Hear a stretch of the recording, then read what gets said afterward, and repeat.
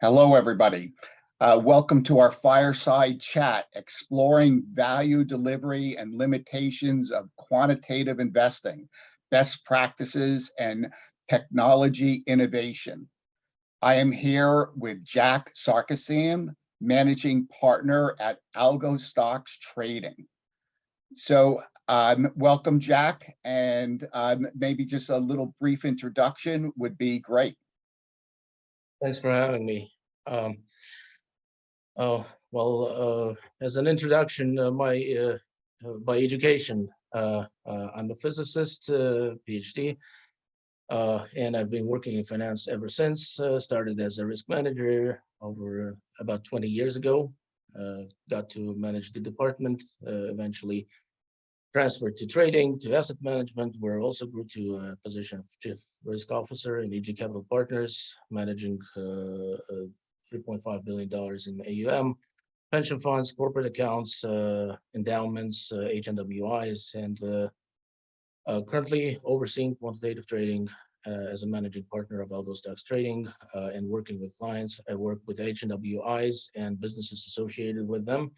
We have active trading, passive allocation, risk management, a comprehensive approach. I'm also known as the author of the quantum theory of price formation, after showing that price formation is a quantum process described by quantum equations, and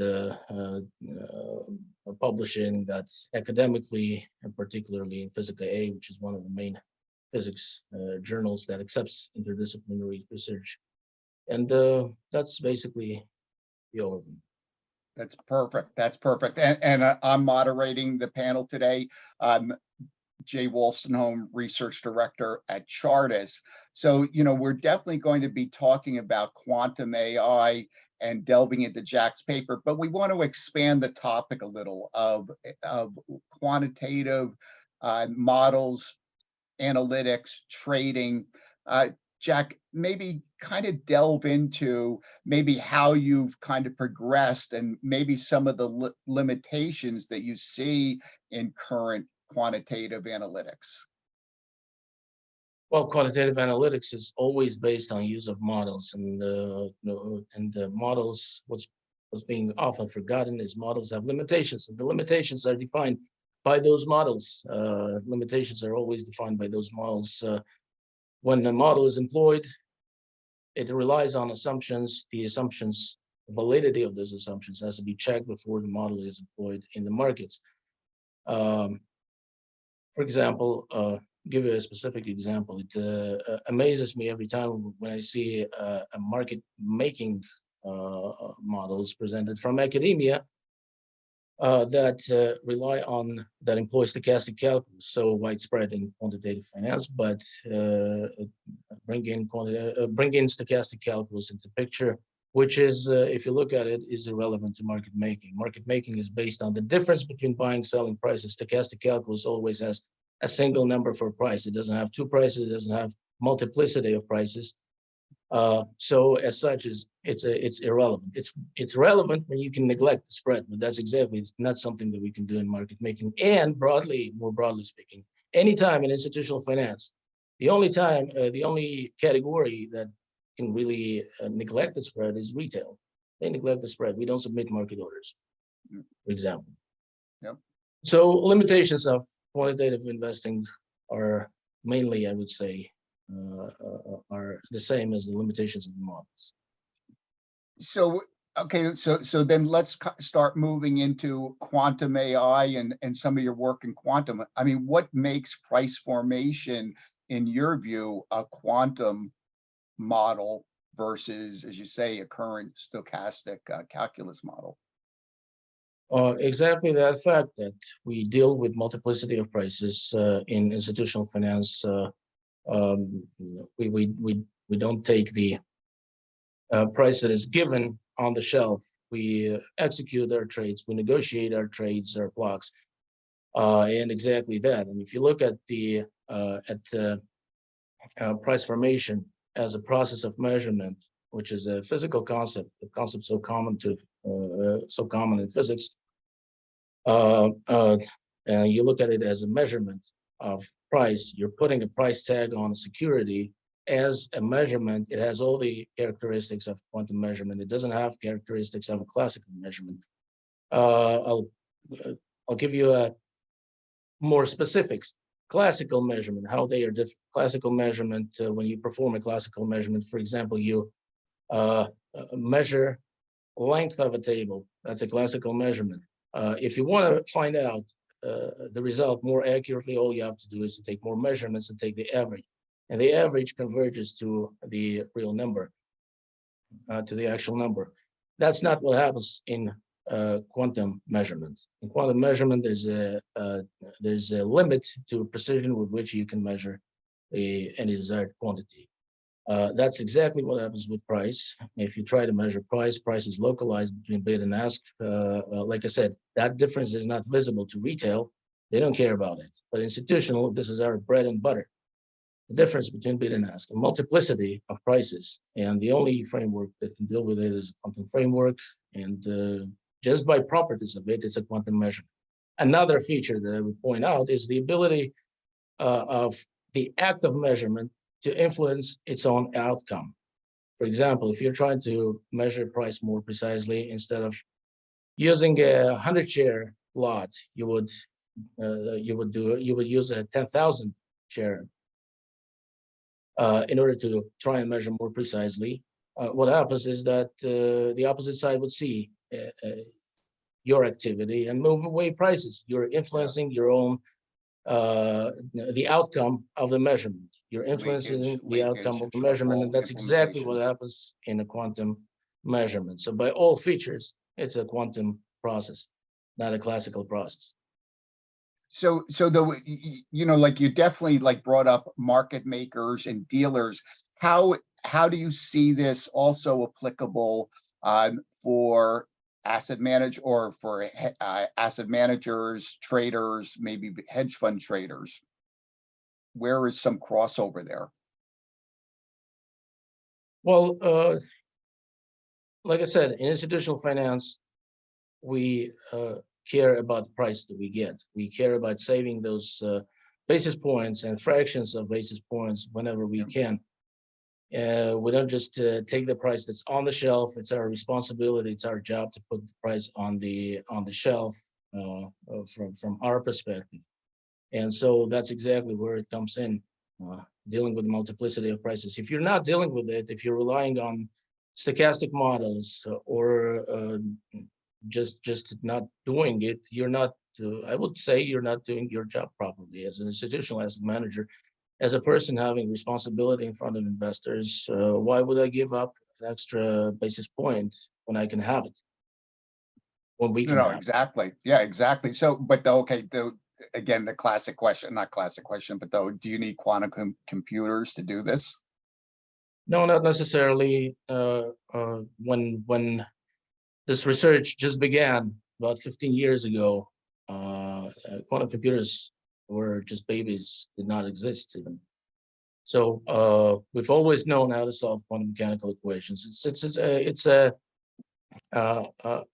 problem of having the correct equations, not the means to solve those equations. You can even solve those equations, roughly speaking, on paper. It doesn't matter.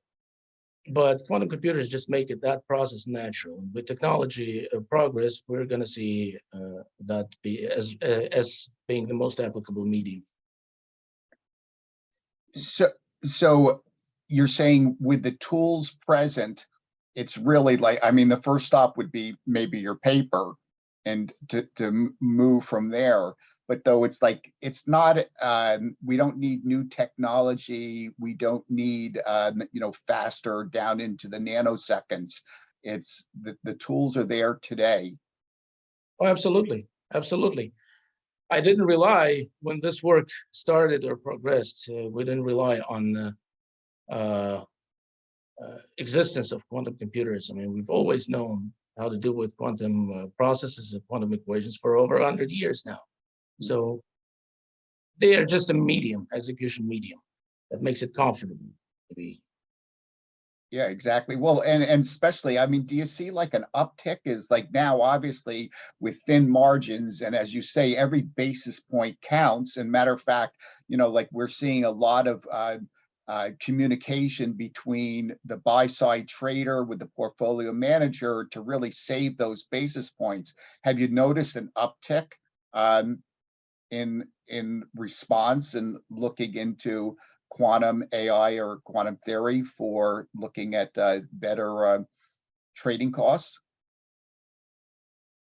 Yes, slight uptick, I would say. It does require certain knowledge, certain level of that specific direction of education, I would say. So it's not like public would just pick on it and do it. But I think with time, just like it happened with stochastic calculus, people will get more comfortable with it. You wouldn't have many finance professionals 40 years ago walking around and knowing everything about stochastic calculus, right? So at one point that transition happened, and I think will get simplified. The tools will be developed appropriately to make it comfortable for the general public. Yep. Oh, perfect. Perfect. Okay. And then But also as too, far because in as your, but as far as executing and negotiating, that problem has always been there. What we are saying is, even though spreads are decreasing, liquidity is increasing, and turnovers are increasing. So the P&L doesn't change really. understood, understood. And in your paper, you mentioned the risk factor with illiquid securities. Could you comment on that? Oh, that's just one of the papers. Um, well, illiquidity, when illiquidity has to do with the multiplicity of prices just as well. The difference between buying and selling prices. So I'll tell you maybe about the origins, where that comes from. That particular work addresses the problem that I had on my day one in financial industry as a risk manager when I was starting as a risk manager. And we thought that, okay, we'll just plug in nice models, bring in some data, and we'll have a risk model. But when you look at institutional portfolios, you very quickly realize that's not the case. You have a lot of illiquid securities there. And even if securities are liquid, could be even blue chips, but position sizes are such that at that scale, they become illiquid. You have to negotiate or execute. And what these models will tell you is that risk at time horizon 0 is also 0, which is not true. You're losing at least the spread, which in that case is quite large. And we've seen that was pre-2008 crisis. And in 2008 crisis, we've seen how large those spreads can be, right? And how much losses can be incurred by neglecting the spread. So that was a dissonance that that particular work was intended to resolve. As always in science, as science progressed, was a discrepancy of models, old models with observations, and then you have to build a better model that corresponds to old observations and the new observations as well. So quantum theory of price formation conforms both old observations and the new observations, and it's capable of dealing with multiplicity of prices. Trade execution, block pricing, risk management of illiquid securities, decision making in random environment, all of that. Perfect. Perfect. Hey, listen, I know you could expound on this for much more, but though we do have to, we're brief today. This is an appetizer. This is an appetizer. Obviously, go look at Jack's work, Algostox trading. Jack, thank you very much for the discussion today.